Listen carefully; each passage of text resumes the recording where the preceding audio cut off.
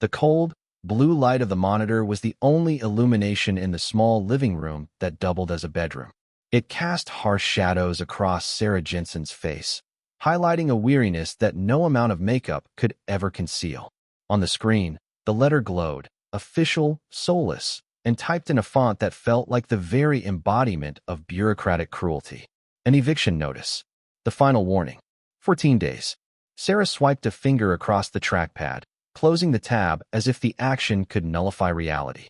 Through the thin wall, she could hear the steady, even breaths of her children, 12-year-old Leo and 8-year-old Mia.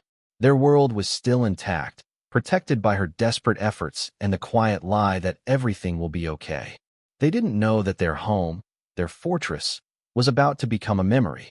Her gaze drifted around the room. Leo's stacks of books, Mia's drawings affixed to the wall with magnets. Each object was a piece of their shared life, an anchor in the ocean of uncertainty that had opened up 2 years ago.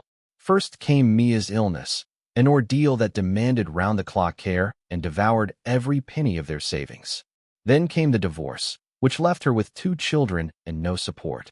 Her career, once brilliant and promising, had crumbled to dust under the pressure of it all. She clicked open her resume file again.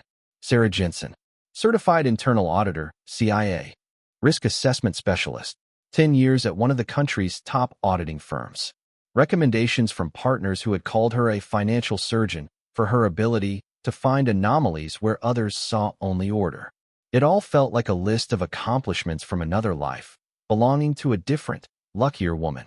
The last 2 years were a black hole on her resume, a gap that recruiters either overlooked or, worse, interpreted as a sign of professional decay. Over 100 applications sent. 5 interviews, where polite smiles curdled into a cold, "We'll be in touch," the moment she explained her 2-year hiatus. Despair had become her constant companion, quiet, cold, and cloying. She was ready for anything: a cashier at a supermarket, a call center operator, a warehouse assistant. But even for those jobs, they looked at her qualifications with suspicion. "You're overqualified," their eyes said. "You'll leave the second something better comes along." They didn't understand. For her, there was no something better. There was only survive. Her hand moved to refresh her inbox, a purely mechanical habit devoid of hope. And then it appeared. A new email, nestled between spam and overdue bills. The subject line read, "Invitation to interview, financial analyst position, Innovate Dynamics." Her heart skipped a beat, then began to pound so hard she feared it would wake the children. Innovate Dynamics, the flagship of the tech industry, a company that was constantly in the news. The company led by Marcus Thorne, the media icon, the genius, the visionary. Sarah had read about him. His story was the embodiment of the American dream, a kid from a rough neighborhood who had built an empire from scratch. His face graced magazine covers, and his keynotes drew crowds of thousands. She opened the email. They were inviting her for an interview. Tomorrow, 10 a.m. For a few seconds, the room was filled with light. Hope, an almost forgotten and painfully sweet sensation, surged through her veins. A financial analyst. This wasn't just a job. It was a chance to come back, to return to herself, to the woman who could not only protect her children but give them a future. It was a lifeline, thrown to her at the very moment she was preparing to go under. Sarah looked toward the wall that separated her from her sleeping children. For them, she would do anything. For them, she would walk into that interview and prove that 2 years of caregiving hadn't erased her skills, but had forged her character in steel. She closed the laptop. Tomorrow, she would put on her one remaining business suit, leave the kids with a neighbor, and walk into the gleaming skyscraper of Innovate Dynamics. This was her last chance, and she had no right to fail. The Innovate Dynamics Tower was a shard of polished steel and obsidian glass, piercing the sky with an arrogance that felt both inspiring and hostile. As Sarah stood before it, the worn fabric of her 10-year-old suit suddenly felt paper-thin. She smoothed the jacket, took a deep breath that did little to calm the frantic hummingbird in her chest, and walked through the revolving doors. The lobby was a cathedral of modern success. White marble floors stretched into the distance, and the ceiling soared 3 stories high. A massive, abstract sculpture twisted towards the skylights, a monument to a kind of wealth and power she had once worked alongside, but now viewed as a visitor from a foreign land. The air itself smelled expensive, a faint, clean scent that was probably engineered to promote productivity and awe. An impeccably dressed receptionist directed her to the 44th floor. The elevator ascended with a silent, stomach-lurching speed. With each passing floor, the pressure in Sarah's ears and in her mind seemed to build.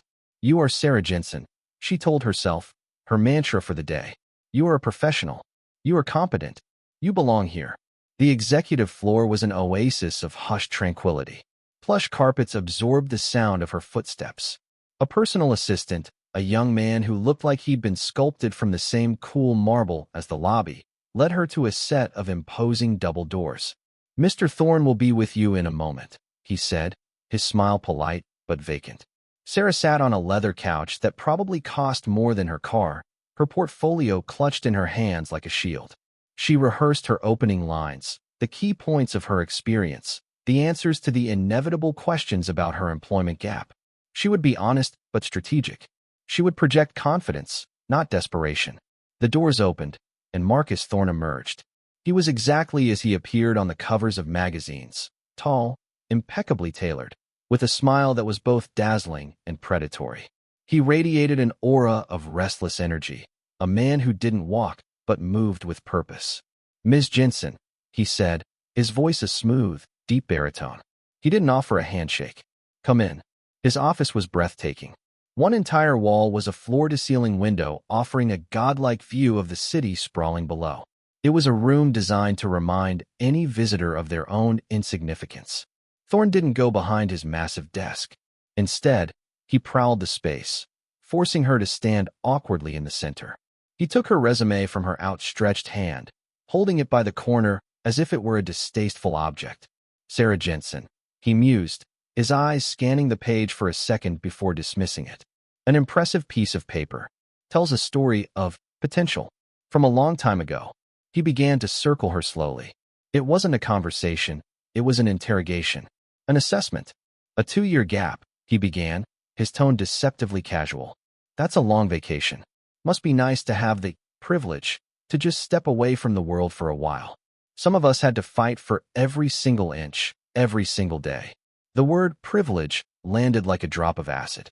It was a carefully chosen weapon, designed to dismiss her struggles and frame her as something she wasn't.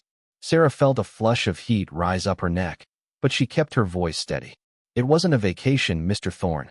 I was dealing with a family medical emergency." "Family." He repeated the word as if it were a foreign concept. "This is a fast-paced environment, Sarah. We require total commitment. We need people who are hungry, all in. People without distractions." He glanced at her left hand, at the faint indentation where a wedding ring used to be. He knew. He finally stopped pacing and leaned against his desk, crossing his arms. Auditing, he scoffed softly. "It's a critical mindset. All about finding what's wrong with the work other people do. I prefer builders, creators, people who see opportunities, not risks." He was dismantling her, piece by piece. Her past, her family, her entire profession. Every word was a calculated blow to her confidence. The hope she had clung to was dissolving into a cold, sickening dread. This wasn't an interview. This was a performance, and she was the prop. He picked up her resume again and let it fall from his fingers onto the desk. "Look, I'll be honest. You're not a fit for the analyst role. That ship has sailed." The finality in his voice was absolute. Sarah's world tilted.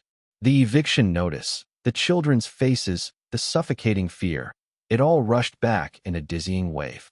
Thorne watched her, a flicker of something cruel and triumphant in his eyes. He saw her composure crack, and he leaned in for the kill. "But," he said, his voice dropping to a confidential murmur, "I am a generous man. I believe in giving people a chance, even people who've had all the advantages." He let the word hang in the air again. "The company is bringing its janitorial services in-house. It's stable work, good benefits. It requires a keen attention to detail." He gestured vaguely at her resume. "I see you have that. You'd be cleaning this very floor." He smiled, a wide, brilliant, utterly sadistic smile. "What do you say?" For a moment, Sarah couldn't breathe. The shock was a physical blow, knocking the air from her lungs. It was followed by a surge of white-hot rage so intense it made her dizzy. She wanted to scream. She wanted to throw the ridiculously expensive lamp from his desk through his panoramic window. She wanted to tell him that he was a small, cruel man hiding his own inadequacies behind a mountain of money and power. But then, an image flooded her mind. Leo and Mia, standing on a sidewalk, their belongings in boxes around them. The terror in their eyes. Her dignity versus their survival. Her pride versus their home. It wasn't a choice. She looked Marcus Thorne directly in the eye, her own expression a mask of cold, hard nothingness. The fire inside her was banked, hidden away where he couldn't see it, where it could smolder and wait. She swallowed the bitterness, the humiliation, the fury. "I'll take it," she said. Her voice was a whisper, but it didn't tremble. A flicker of surprise crossed Thorne's face, quickly replaced by a look of pure, unadulterated contempt. He had won. He had proven his point. He had broken her, and in doing so, confirmed everything he believed about the world and his place in it. He waved a dismissive hand. "Good.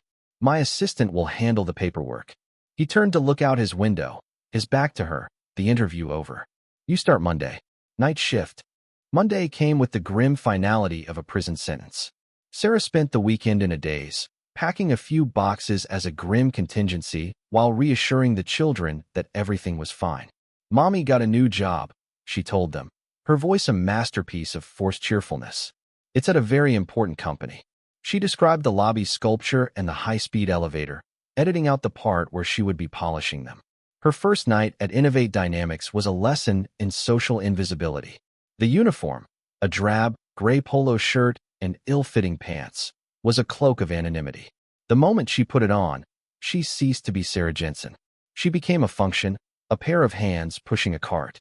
The daytime employees, the vibrant, ambitious builders Thorne prized, streamed past her as she waited for her shift to begin. Their eyes slid over her, through her, registering her presence only as an obstacle to be avoided.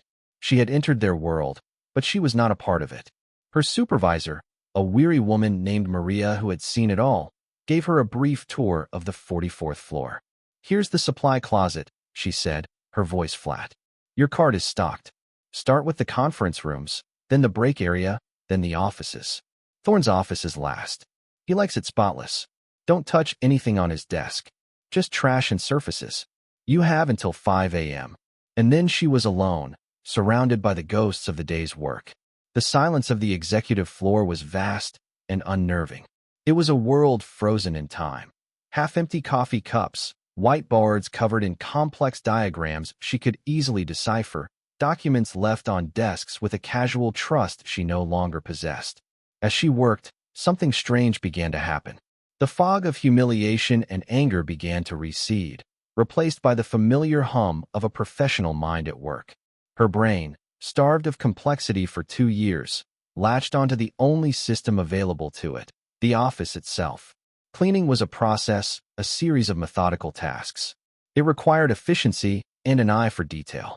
Her mind, trained in the art of auditing, began to function on instinct. She wasn't just wiping desks, she was absorbing data. She unconsciously registered the patterns of life on the 44th floor. The chief financial officer always left a stack of neatly squared-off papers on the left side of his desk. The head of R&D was a nervous coffee drinker, leaving a constellation of brown rings on every surface. The legal counsel shredded documents constantly. Sarah created a mental map, a workflow that optimized her movements and timing. She learned the rhythm of the building's nightlife, the security guard's patrol schedule, the hum of the servers kicking into a higher gear at 2 a.m. for backups, the precise moment the automated HVAC system lowered the temperature. She felt a flicker of her old self. An auditor's job was to understand a system from the inside out to find its weaknesses and inefficiencies. In a bizarre way, that's exactly what she was doing. She was performing a forensic audit of the company's daily life, written in smudges, trash, and forgotten objects. The work was physically demanding and mentally numbing, but in that numbness, there was a strange kind of peace. She was invisible, yes, but being invisible also meant she was unseen. She could observe without being observed. No one expected anything from her. No one judged her. In the silent, empty expanse of the executive suite, she was free from the pitying glances of neighbors and the cold rejection of hiring managers. Her last task each night was Marcus Thorne's office. Entering it always felt like a violation. The panoramic window was now a black mirror reflecting the empty room, making the space feel both infinite and claustrophobic.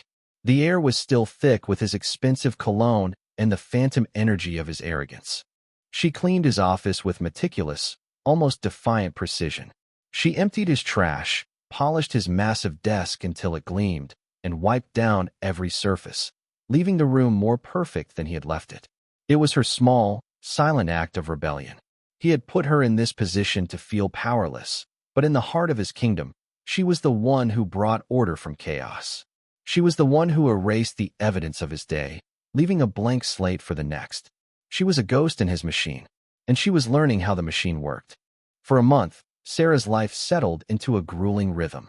Days were a blur of getting the kids to school, catching a few hours of broken sleep, and feigning a normality she was far from feeling. Nights were spent in the silent, sterile world of the 44th floor.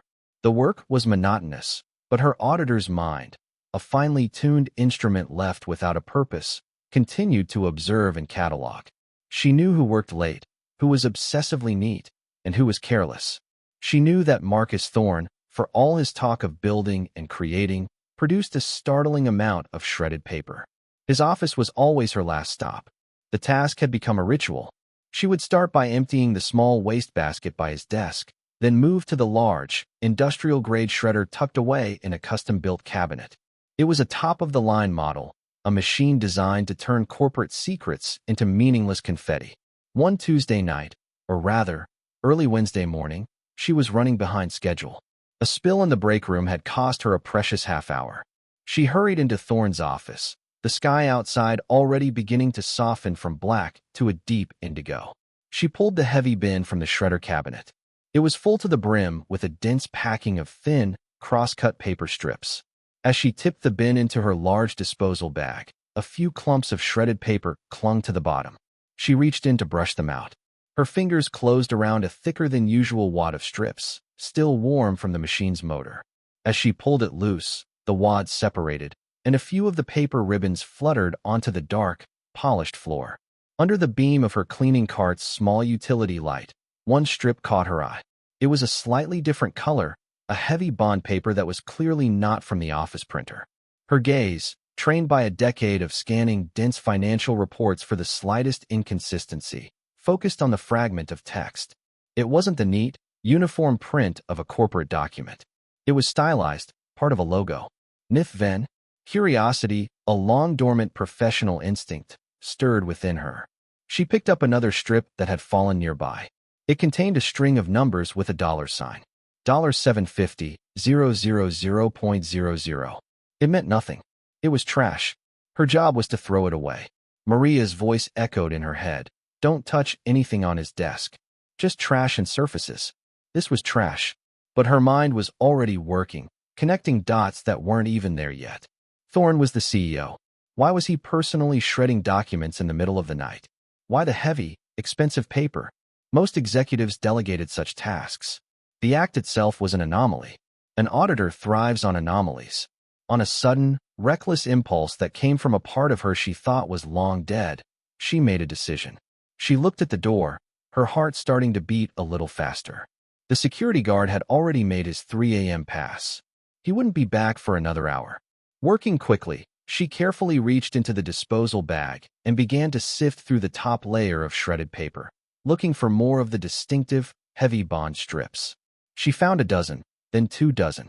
They were mixed in with standard office paper, but they stood out to her trained eye. She slipped the small handful into the pocket of her drab, gray pants. The pieces of paper felt like contraband, heavy with a significance she couldn't yet define. She finished her work, her movements now hurried and tinged with a nervous energy. She cleaned Thorne's office with her usual meticulousness, her mind racing. What had she done? She had stolen trash. It was absurd. She could be fired for this, lose the one job that stood between her family and the street. But as she rode the silent elevator down to the lobby, the small, sharp-edged bundle in her pocket felt less like a risk and more like a key. For the first time in 2 years, she wasn't just a victim of circumstance. She was an investigator. She had found a thread, a tiny, almost invisible loose end in the perfectly woven tapestry of Marcus Thorne's world. And her entire professional life had been about pulling on threads like that until the whole thing unraveled. Sarah didn't sleep when she got home. After getting Leo and Mia off to school with kisses and manufactured smiles, the exhaustion was washed away by a surge of adrenaline she hadn't felt in years. She retrieved the small, crumpled bundle of paper strips from her pocket and spread them carefully across the kitchen table, the only clean, flat surface in their cramped apartment. It was like a puzzle. A 1,000-piece puzzle with only 20 pieces, all of them the same shape. But she wasn't just anyone. She was Sarah Jensen. She had once reconstructed a company's entire quarterly spending from 3 corrupted hard drives and a box of water-damaged receipts. This was familiar territory. She began to organize the strips, her movements precise and economical. She grouped them by typography, by the type of information they contained: text, numbers, logos. Slowly, painstakingly, a picture began to emerge. The stylized logo came first. By aligning the torn edges of the letters, she pieced together the name she had glimpsed earlier: Zenith Ventures. The name sounded generic, designed to be forgettable. Below it, she assembled fragments of an address, a P.O. box in Delaware. A classic tell for a shell corporation. Then came the numbers. They were clearly from an invoice or a transaction record. She pieced together a date from 3 weeks ago, a partial invoice number, and the staggering figure she'd seen a piece of before: $750,000. Beside it, a single, damning phrase assembled from 4 different strips: Saltation fees for Project O? Project Oculus. Thorne's much-hyped, company-saving AI initiative. It was the centerpiece of every shareholder meeting and press release. Innovate Dynamics was pouring money into it.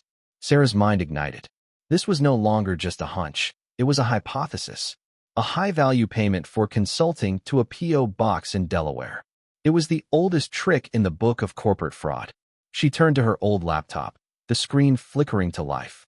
For 2 years, it had been a tool for job applications and despair. Now, it was her weapon. Her fingers flew across the keyboard, muscle memory taking over. She accessed public business registries, her knowledge of the labyrinthine systems still sharp. A quick search for Zenith Ventures confirmed her suspicion.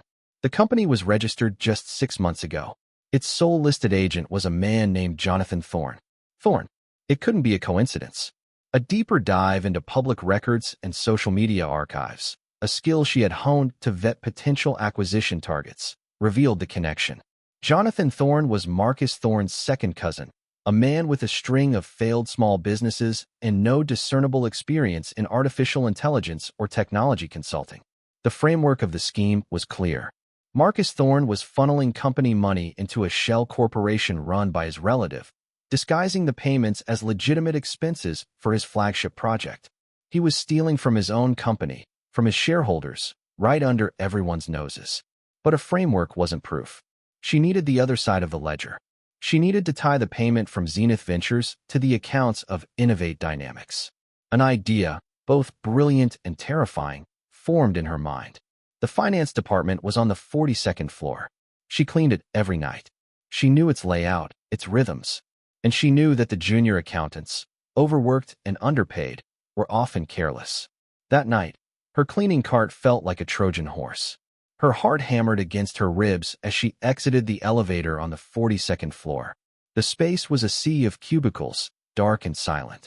She worked her way through the area with feigned slowness, every nerve ending tingling.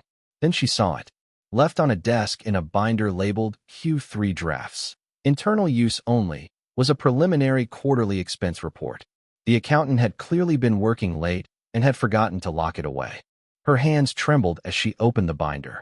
Under the glare of her cart's utility light, she scanned the pages, her eyes flitting through the dense columns of figures. She knew what she was looking for.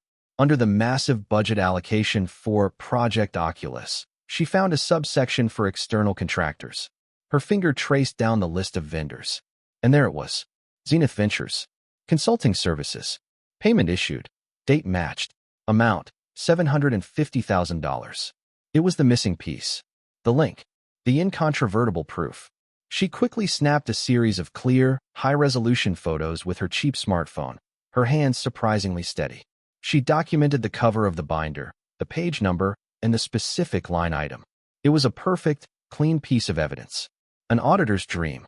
She closed the binder, placed it exactly where she had found it, and finished her work on the floor, her mind a whirlwind of triumph and terror. She had it. She held the career, the reputation, and the freedom of Marcus Thorne in the palm of her hand. The man who had looked at her, a highly skilled professional, and seen nothing more than a cleaning lady, had been taken down by the very person he had deemed invisible. As she rode the elevator down at dawn, the city lights twinkling below, she felt a profound shift inside her. The fear was still there, a cold knot in her stomach. But for the first time in years, it was overshadowed by a feeling she thought she had lost forever: power. The days following her discovery were a masterclass in feigned normalcy. Sarah went about her life, a quiet storm of anxiety and resolve raging within her. The photos on her phone felt like a radioactive isotope, a source of immense power that could also destroy her if handled incorrectly. She transferred the images to a cheap, encrypted USB drive she bought for cash and hid it in the lining of Mia's old teddy bear. Her laptop was wiped clean of any search history. She left no tracks. At work, she was the model of invisibility, her movements quiet and efficient. But something had changed. When she cleaned the 44th floor, the space no longer felt intimidating. It felt fragile. She saw the cracks in the facade, the hubris in the expensive art, the vulnerability in the casual disarray of a multi-million-dollar corporation. Marcus Thorne had always ignored her, a piece of living furniture. But now, his indifference began to curdle into something else. It started with a look. As he was leaving late one evening, he passed her in the hallway. Their eyes met for a fraction of a second. He didn't just look at her, he saw her. And in his gaze, there was a flicker of something cold and appraising, a look she had seen before in boardrooms when a rival revealed an unexpected strength. He had noticed something. He was a predator, and his instincts had sensed a change in the atmosphere. The next day, the shredder in his office was gone. In its place was a new, larger, more complex machine with a digital keypad lock. It was a clear message. I know someone is watching. His behavior grew more erratic. He began to stay later, often prowling the silent floor long after everyone else had gone home. Sarah would see his silhouette in the window of his office, a caged tiger under the pale glow of his desk lamp. The tension on the floor was palpable. Then, the psychological warfare began. One night, as she was cleaning the break area, Thorne appeared as if from nowhere, making her jump. He was holding a coffee mug, a deceptively casual look on his face. "You have children, don't you?" he asked, his voice smooth. It was the first time he had spoken to her since the day he'd hired her. Sarah's blood ran cold. She simply nodded, her hand tightening on the handle of her cart. "It's a dangerous world," Thorne continued, stirring his coffee with a slow, deliberate motion. "A single mother, anything could happen. A car accident, a sudden illness. You lose your job, you lose your health insurance. It's a terrifying thought, isn't it? How quickly everything can fall apart." It wasn't a question. It was a threat, wrapped in the thinnest veil of plausible deniability. He was showing her what she stood to lose. He was reminding her of her own vulnerability. Sarah said nothing, her face a carefully constructed mask of weary indifference. She finished wiping the counter and began to push her cart away. "Be careful, Sarah," he called after her, his voice soft but carrying the weight of a command. It's important to be careful. The fear she had been holding at bay came rushing back, sharp and suffocating. This was no longer about corporate fraud. It was about her children's safety. Thorne wasn't just a thief. He was a cornered animal, and he had just shown her he was willing to do anything to protect himself. He was reminding her of the power he wielded not just inside the office, but in the world outside, a world where a woman like her was utterly disposable. She felt trapped. The evidence she held was a bomb, but she was standing right next to it. If she exposed him, what would he do in retaliation? He had the money and the influence to make her life a living hell, to bury her in legal fees, to find a way to take her children. He had already demonstrated his cruelty for sport. What would he do when his entire world was on the line? The knowledge that was once a source of power now felt like a curse. She was no longer just the invisible cleaning lady. In the eyes of the most powerful man in the building, she was the only person who mattered. She was the threat, and he would be watching her every move. The fear lingered for days, a cold, metallic taste in the back of her throat. Every creak of her apartment building at night, every stranger who glanced at her for a second too long on the street sent a jolt of panic through her. Thorne's veiled threat had worked. She felt the crushing weight of her own powerlessness, the very feeling he had intended to inflict upon her in that first interview. She even considered destroying the USB drive, throwing the evidence away, and simply disappearing back into her invisible life. But then came the incident that turned her fear into fuel. It was a Thursday night. She was in the main office area when Maria, her supervisor, approached her. Maria's face was pale, her eyes red-rimmed. "They let me go," Maria whispered, her voice trembling. 22 years with this company and its contractors. They said my position was being eliminated. Restructuring. Sarah knew it wasn't restructuring. Maria was collateral damage. Thorne was sending another message, this one more brutal than the last. He was demonstrating his reach, his absolute control over the lives of the little people.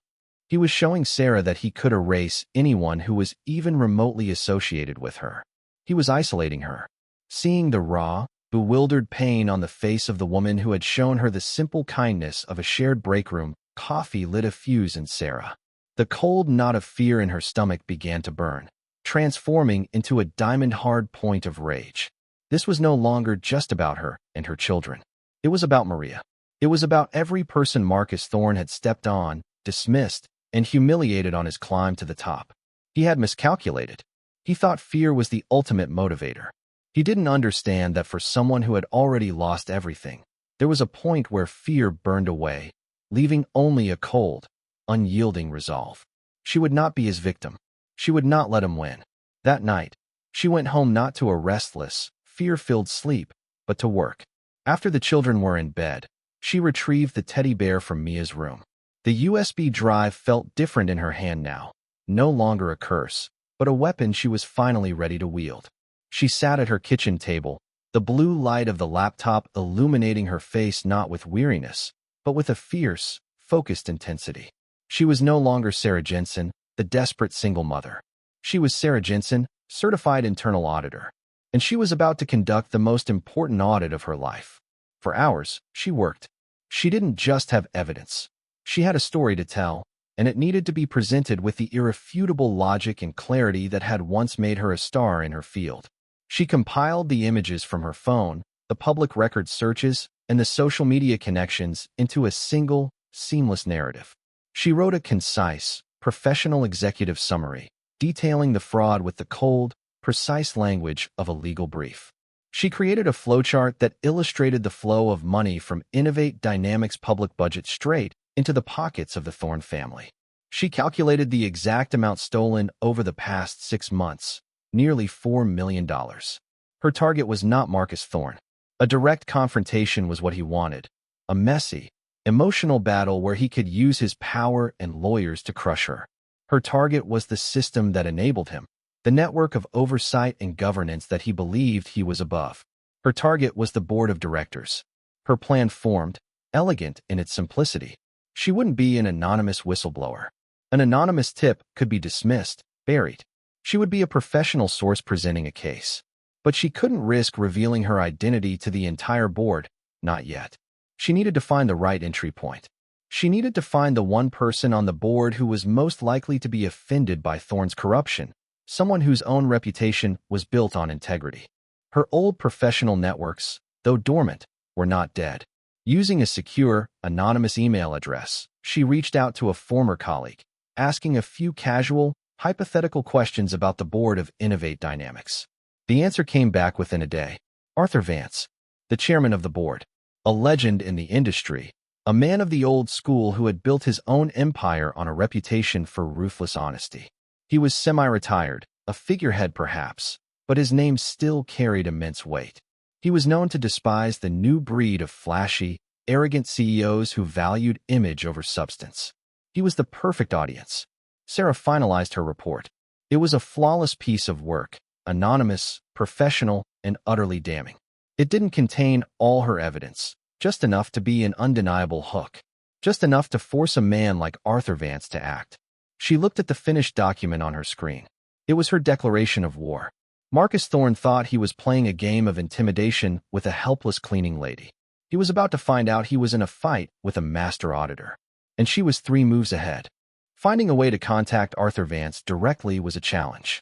He was insulated by layers of assistants and corporate gatekeepers.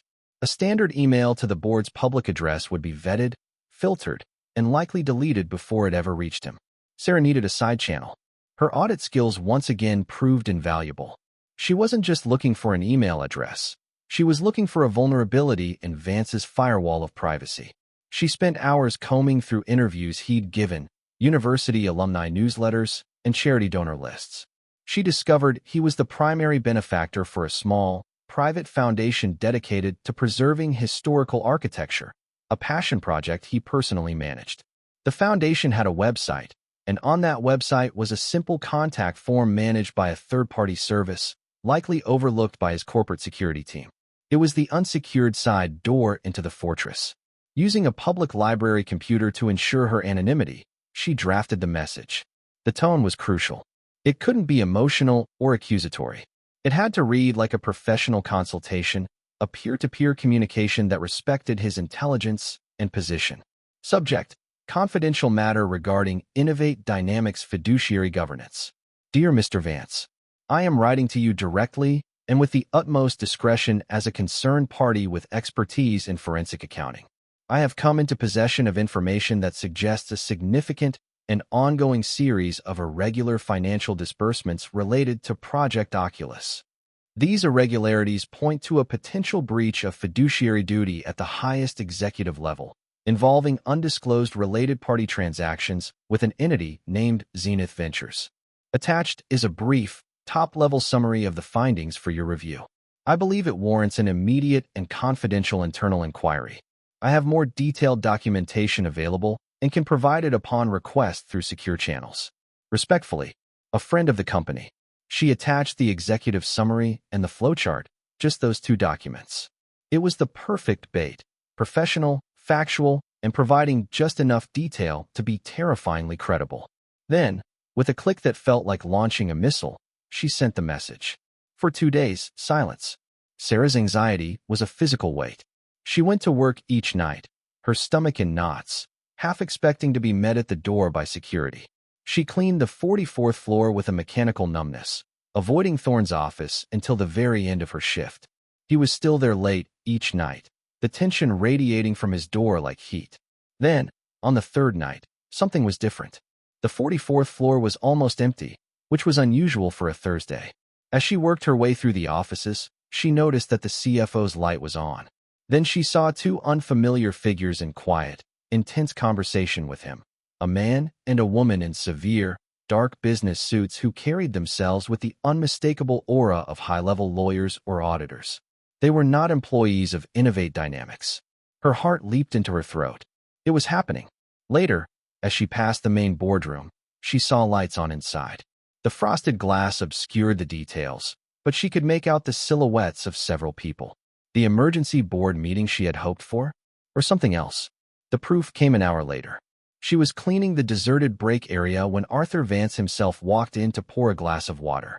He was older than his photos, with a tired but resolute look in his sharp, intelligent eyes. He didn't even glance at her, the invisible cleaning lady. He took his water and walked back to the boardroom. Sarah could have reached out and touched him. The man who had received her message, the instrument of her plan, was just feet away, and he had no idea who she was. The anonymity was both terrifying and exhilarating. Her gambit had worked.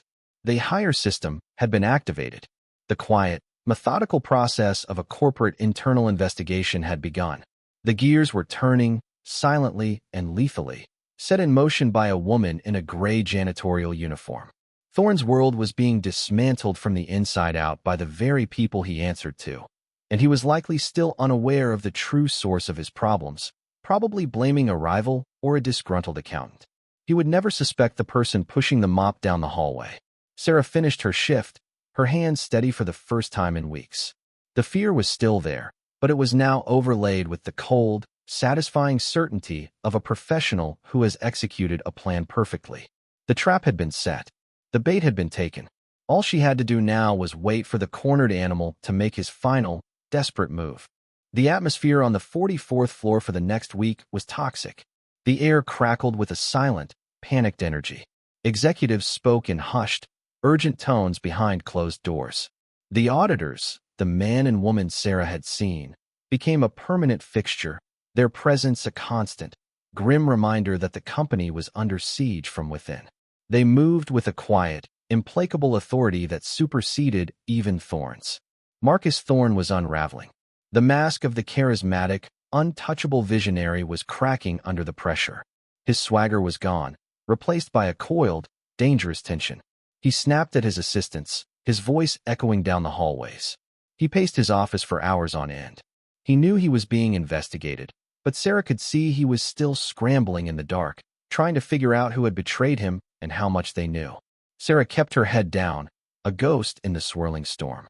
She was just the cleaning lady, a non-entity, beneath suspicion. Yet every time she saw Thorne, she felt a jolt of primal fear. His eyes, when they occasionally swept across the hallway, were no longer just appraising. They were hunting. The inevitable confrontation came on a Friday night. Sarah was just beginning her shift, stocking her cart in the supply closet, when her cheap phone buzzed. It was a text from an unknown number. My office. Now, there was no signature, but none was needed. Her blood turned to ice. He knew. Somehow, through all her precautions, he had figured it out. Maybe the auditors had questioned him in a way that pointed to her. Maybe his paranoia had finally landed on the least likely suspect. It didn't matter. The endgame had arrived. She pushed her cart out into the deserted hallway. The walk to his office felt a mile long. Every shadow seemed to hold a threat. She thought of her children, of Maria, of the quiet dignity she was fighting for. Her fear was a cold, hard stone in her stomach, but her footsteps were steady. The doors to his office were slightly ajar. She pushed one open and stepped inside. The room was dark, lit only by the sprawling cityscape outside the panoramic window. Marcus Thorne wasn't behind his desk. He was standing by the window, a silhouette against the glittering lights. He turned as she entered, and his face was a mask of cold fury and raw desperation. "Close the door," he commanded. His voice was rough, stripped of its usual polished charm. She did as he said. The quiet click of the latch sounded like a cell door locking. He didn't waste time with threats or questions. He already knew. "Arthur Vance showed me the summary," he said, his voice low and venomous. "Forensic accounting expertise. A friend of the company. Very clever. Hiding in plain sight. You must have felt so smug, pushing your little cart around, watching me." Sarah said nothing. Her silence seemed to enrage him further. He walked toward his desk and flicked on a small lamp. In its pool of light sat a large, black briefcase. He snapped it open. Inside, nestled in neat, tight stacks, was cash. More money than Sarah had ever seen in her life. "They're going to fire me on Monday," he stated, a flat, dead finality in his tone. "The board is convening for a vote. It's a formality. They have enough to remove me. But they don't have everything. They have the summary, the line item. They don't have the primary source, the raw data, the full chain of evidence. They don't have what you have." He gestured to the briefcase. $1 million, he said. Cash. Tax-free. Untraceable. Enough to solve all your problems. A new house, college for your kids, a whole new life, far away from here. All you have to do is give me the original data, the USB drive, the phone, whatever you have, and disappear. You sign a non-disclosure agreement I've had drafted, and you never speak of this again. Sarah stared at the money. It was a tangible solution to every single one of her waking nightmares. The eviction notice, the bills, the constant, grinding fear for her children's future. It was an escape. It was the easy way out. And it was a test. He thought this was what she wanted. He thought her a common thief, a petty blackmailer. In his world, everyone had a price. He couldn't comprehend any other motivation. He was trying to buy her silence, but what he was really trying to buy was her soul, to reduce her act of justice to a simple transaction, proving that in the end, she was no better than him. She thought of the humiliation in his office. She thought of Maria's tear-streaked face. She thought of the years of struggle and the quiet dignity she had fought so hard to maintain. She lifted her eyes from the briefcase and met his gaze. And for the first time since she had met him, she smiled. It was a small, sad, and incredibly powerful smile. "It was never about the money, Marcus," she said, her voice calm and clear in the silent room. It's about the fact that you looked at a woman with my resume, a woman desperate to feed her children, and the only thing you could think to offer her was a mop. She shook her head slowly. My dignity isn't for sale. Thorne stared at her, his face a mixture of disbelief and fury. He was so stunned by her refusal that he didn't hear the office doors open behind him. I was hoping you'd say that, Miss Jensen. The voice was calm, firm, and full of authority. Marcus Thorne spun around.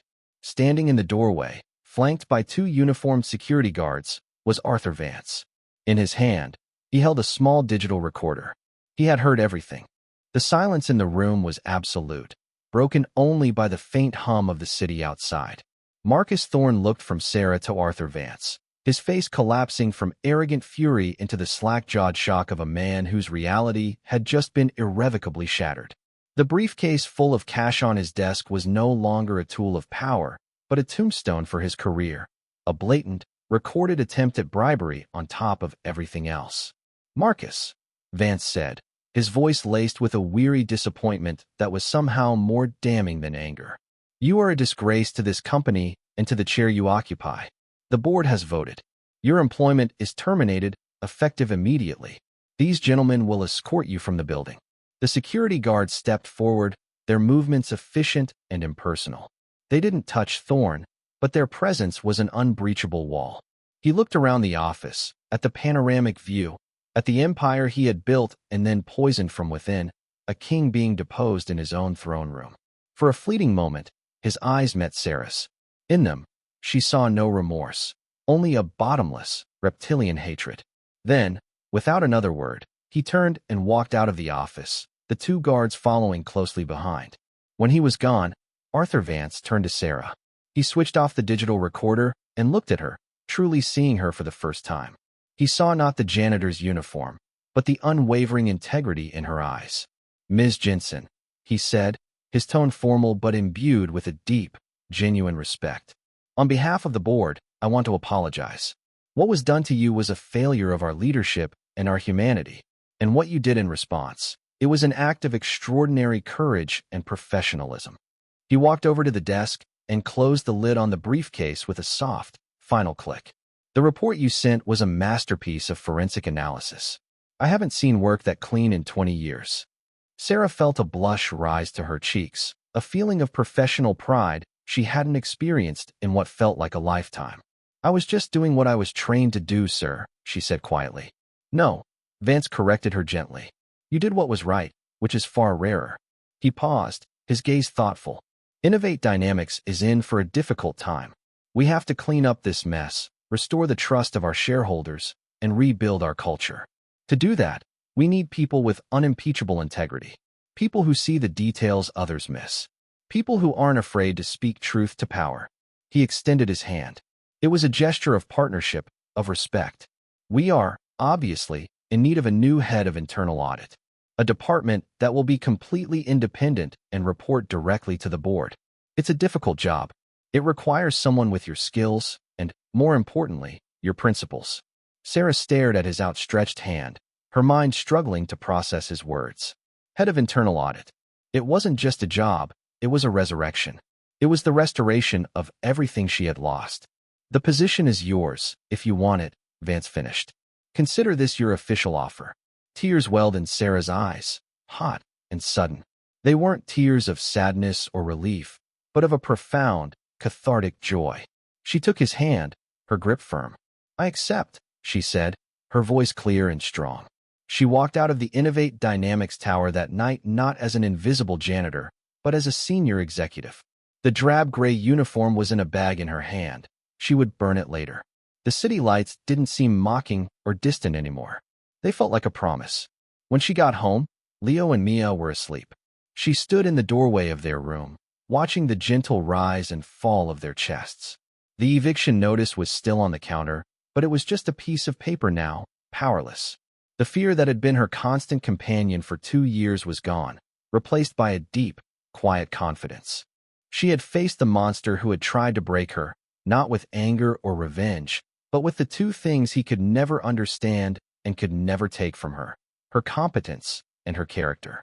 She had walked through the fire and emerged not just unscathed, but forged anew. Her new chapter was just beginning.